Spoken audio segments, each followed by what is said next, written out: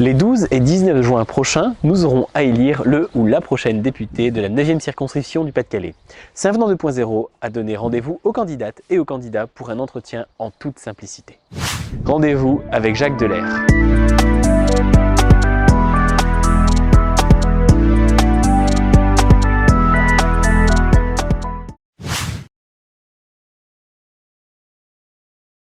Je m'appelle Jacques Delaire, je suis né le 23 mars 1951. J'ai fait un parcours professionnel assez différent quelque part, puisque j'ai été employé de banque pendant 26 ans. J'ai été commercial, j'ai travaillé à l'usine d'Isberg au four à coke dans mes jeunes années, comme on dit. Et puis j'ai également travaillé au parachèvement inox. Et j'ai également donc été commercial pendant quelques années, 6-7 ans, dans les années 2000 quelque part. Du point de vue politique, si je peux dire engagement politique, j'ai été candidat aux élections départementales en 2015, et pour lesquelles donc j'ai été élu en 2015 pendant 6 ans, de 2015 jusqu'à 2021. J'ai essayé de faire pour le mieux pour le canton de Lillers, ce qui m'a permis de connaître un petit peu toutes les communes du canton. Et donc aujourd'hui, je me présente effectivement pour les élections législatives de la 9e circonscription du Pas-de-Calais.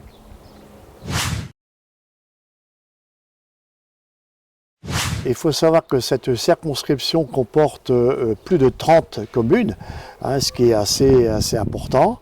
Les communes les plus importantes, bien évidemment, sont Béthune et Lillers, en importance d'habitants. Néanmoins, je n'oublie pas toutes les petites communes, mais le qualificatif de petite n'est pas du tout pour différencier par rapport aux grandes communes. Les communes rurales, comme on dit, comme Saint-Venant, Saint-Floris, Calonne-Saint-Alais, etc. Bon, j'ai parcouru un peu vraiment l'ensemble de toutes les communes de la 9e circonscription. J'ai une vision de la 9e circonscription assez importante, dans la mesure où il faut vraiment connaître ces communes. Je pense particulièrement, entre autres, je pense à Lorgy, je pense à Neufchâtel et Vieille-Chapelle, etc., qui sont quand même des communes de moindre importance du point de vue habitant, mais qui méritent largement notre vue sur ces communes et tous les corps de métier qui peuvent comporter, si on peut dire, ces communes rurales quelque part. Auparavant, j'étais présenté par le Rassemblement national. Pour des raisons diverses, une autre personne a été investie pour la 9e circonscription. C'est pour ça que j'ai décidé, en candidat libre, sans parti politique, de me présenter aux législatives 2022 pour la 9e circonscription. Pourquoi? Parce que j'aime mon secteur, j'aime mon pays d'abord, et j'aime particulièrement mon secteur. Toutes les communes dont j'ai parlé tout à l'heure, des 32 communes, j'ai parcouru pour des différentes raisons ces communes, et c'est pour ça que je me présente pour défendre nos concitoyens, donc quels que soient les corps de métier, que ce soit les enseignants, les agriculteurs, etc. Enfin, tous les corps de métier qui méritent de s'attacher pour effectivement défendre, si j'étais élu, si les électeurs et les électrices souhaitaient me faire élire le 12 juin et plus particulièrement le 19 juin, je serai là effectivement pour les défendre, les écouter d'abord et les défendre au niveau de l'Assemblée nationale. Il faut recueillir en un premier temps la parole des gens, les paroles de quelle que soit la population, et à partir de là, pouvoir transmettre et défendre et, disons, apporter des lois qui peuvent effectivement jouer sur la vie quotidienne des gens, quel que soit le métier, parce que c'est assez compliqué de faire remonter les paroles. Il est évident que il y a certainement les moments festifs, mais les moments festifs c'est très bien, mais il y a surtout, c'est d'écouter, d'entendre la parole des gens et de faire remonter, d'être vraiment à l'écoute, d'aller au-devant, ne pas attendre effectivement les démarches de la population, mais d'aller vraiment au-devant de la population pour justement répondre à leurs demandes et de pouvoir trouver des résultats et de donner des résultats, donner des réponses. Ça, c'est très important parce que malheureusement, trop souvent, les politiques sont considérés comme des gens qui écoutent mais qui ne donnent pas suite. Moi, si j'étais élu, sans prétention, je donnerais effectivement des réponses et je me battrais pour la population. C'est une grande question. À une époque, effectivement, on pouvait cumuler les mandats maire-député ou député-maire, ça dépend dans quel sens qu'on veut bien le prendre. Je dirais, vous savez, d'une manière générale, je pense qu'on ne peut pas faire bien les choses si on a plusieurs mandats. C'est ma façon de voir les choses. Ou alors il faut vraiment être aidé, avoir des gens qui nous accompagnent, bon, ce qui est tout à fait possible, hein. Mais je pense que quand j'étais conseiller départemental, je n'imaginais même pas déjà à l'époque de pouvoir cumuler plusieurs mandats, parce que ça demande beaucoup de temps, beaucoup d'investissement. Personnellement, je ne suis pas vraiment favorable, ou alors il faut vraiment avoir les ingrédients qui permettent de cumuler les mandats. Je n'ai pas comme auparavant, j'ai pas d'étiquette politique, hein. Je me présente en candidat libre, pour des raisons que d'une manière générale les gens connaissent.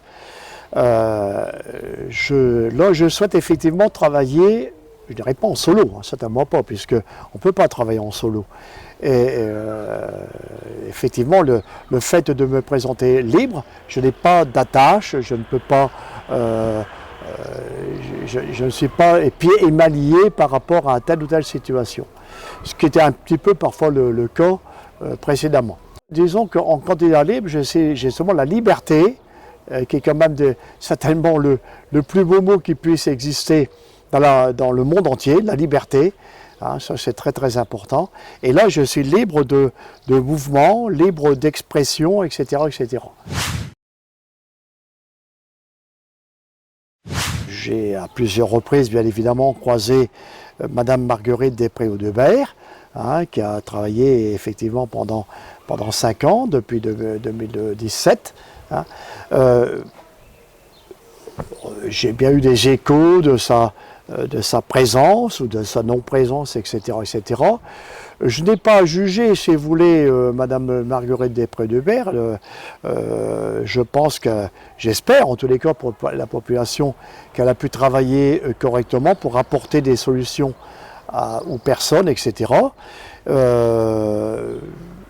J'ai pour habitude, si vous voulez, de manière générale, de ne pas juger. Bon, je pense que les électrices et les électeurs seront eux justement à même de pouvoir porter un jugement entre guillemets lors des élections prochaines, le 12 et 19 juin, en donnant ou bien leur approbation par rapport à la prestation, si je puis dire, de Madame Desprez-Audebert, ou alors de la sanctionner parce qu'ils n'ont pas eu forcément satisfaction par rapport à son mandat de député de 2017 à 2022.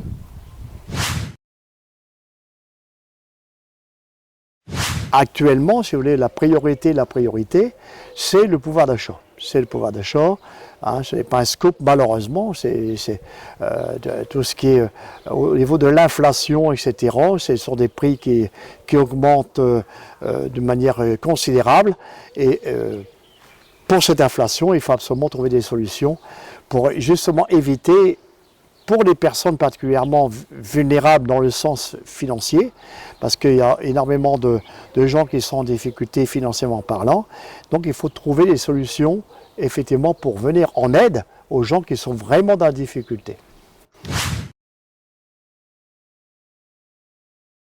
Il y a énormément de thèmes qu'il faut aborder. Il y a effectivement le thème du pouvoir d'achat. Il y a le thème de la sécurité, puisque la sécurité, on l'a encore vu dernièrement avec ce qui s'est passé dernièrement au Stade de France. Hein, ce sont des choses qui sont intolérables. Les dames, ou les hommes ou les enfants qui veulent rentrer parfois chez eux, qui ne peuvent pas par rapport à des trafics de drogue, etc. Ça, c'est tout à fait inadmissible. La sécurité doit être une priorité également. L'immigration, on ne sera pas forcément étonné par rapport à l'immigration, parce que l'immigration, encore une fois, j'ai pour habitude de dire que les gens qui viennent en France, qui veulent bien s'adapter à la langue française, qui respectent le sol français, qui respectent l'hymne national, qui respectent le drapeau français, etc., qui travaillent et qui payent leurs impôts et qui se fondent avec nous, qui s'intègrent dans la population française, je n'ai aucune hostilité vis-à-vis de ces gens-là. Par contre, ça me paraît forcément une évidence, par contre les gens qui viendraient en France pour bénéficier, si je puis dire, des largesses de notre pays, et disons de profiter d'avantages, etc., et de s'incruster et de vouloir changer notre façon de vivre, notre civilisation, je suis totalement opposé à ce genre de scénario. Hein. La France, comme je le disais il n'y a pas si longtemps, la France n'est pas là pour accueillir toute la misère du monde. Je pense qu'il y a même des présidents, tout au moins des hommes politiques du temps passé, à savoir Georges Marchais, Jacques Chirac, Michel Rocard, ont bien dit qu'on ne peut pas accueillir toute la misère du monde. Voilà. À moins que de profiter de fortune de nos parents ou grands-parents, etc. On est venu sur Terre et on doit travailler et respecter. On a des droits, mais on a également des devoirs. Ça, c'est impératif, on a des devoirs.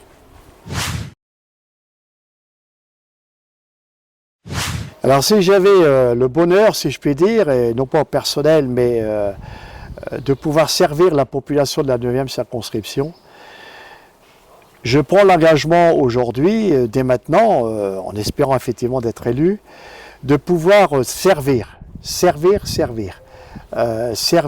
population, c'est-à-dire, comme je disais tout à l'heure, de pouvoir aller au-devant des gens, recueillir leurs doléances, etc., et de pouvoir remonter tout ça au niveau de l'Assemblée nationale. C'est un travail immense, je le devine en tous les cas, et de pouvoir dire, si j'avais encore une fois le bonheur de pouvoir servir la population, de laisser une marque, mais non pas pour moi, mais pour la population, d'avoir pu faire avancer des dossiers dans tel ou tel domaine, hein, puisque les domaines sont larges et très différents parfois, très souvent d'ailleurs. Voilà, donc c'est le fait de pouvoir servir la population, hein, que ce soit je n'exclus aucune commune bien évidemment. Les gens qui me connaissent, je suis très souvent sur Saint-Nans, Saint-Floris, je vais un peu partout, dans un petit peu toutes les communes, et c'est surtout pour servir la population et d'avoir des résultats par rapport aux doléances qui m'auront été faites.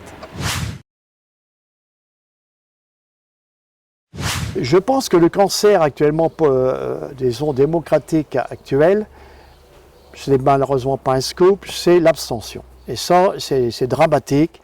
Il faut absolument que les gens aillent voter. Après, naturellement, les gens votent suivant leur âme et conscience, si je puis dire.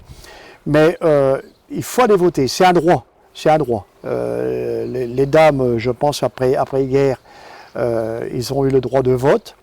Et donc, il faut absolument, et le droit de vote, comme le mot l'indique, c'est un droit et dont il faut profiter, entre guillemets, quelque part. Il faut aller voter. C'est un droit démocratique, c'est le peuple, effectivement, qui peut choisir, hein, choisir son candidat ou sa candidate, bien évidemment. Et à partir de là, voilà. Donc moi j'appelle les électrices, les électeurs qui me connaissent bien, si je puis dire, et de voter en ce qui me concerne pour moi le 12 juin. Et j'espère effectivement pouvoir passer le cap des 12 juin pour arriver le 19 juin. Et pourquoi pas, même si ça peut paraître un petit peu miraculeux, si on peut dire, d'arriver au 19 juin et d'être élu. je dirais qu'à cœur vaillant, rien n'est possible.